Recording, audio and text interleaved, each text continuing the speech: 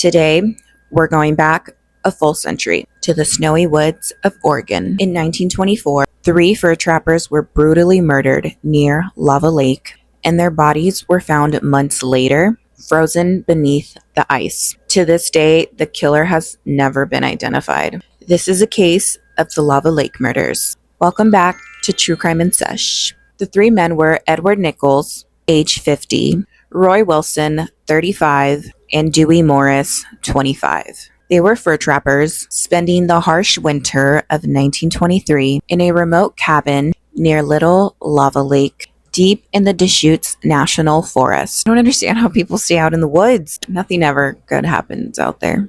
Just saying. They were well prepared for the season, with supplies and equipment to last them for months. But by spring, their campsite was eerily silent.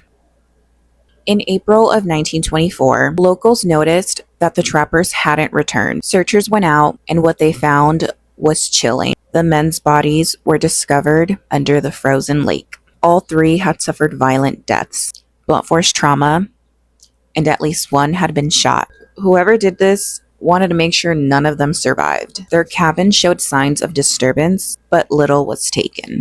Police quickly suspected foul play. One man became a prime suspect, Charles Kimsey, a known criminal with violent tendencies who had been in the area. He had a history of attacking others, and some believe he had motive to steal the trappers' valuable furs. But here's the problem. There wasn't enough evidence, no witness, no clear forensic trail, and remember, this was 1924. No DNA, no advanced tools, just basic police work. Was it Kimsey? Some say yes. Others believe it could have been a dispute between rival trappers. Maybe someone else stumbled onto their campsite and snapped.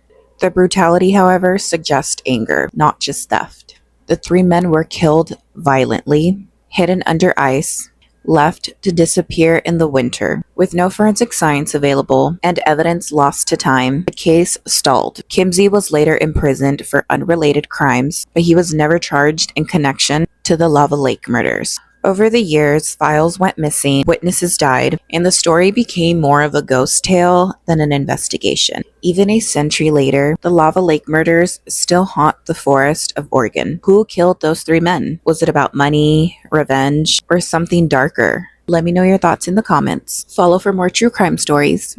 And until next time, stay safe and stay curious.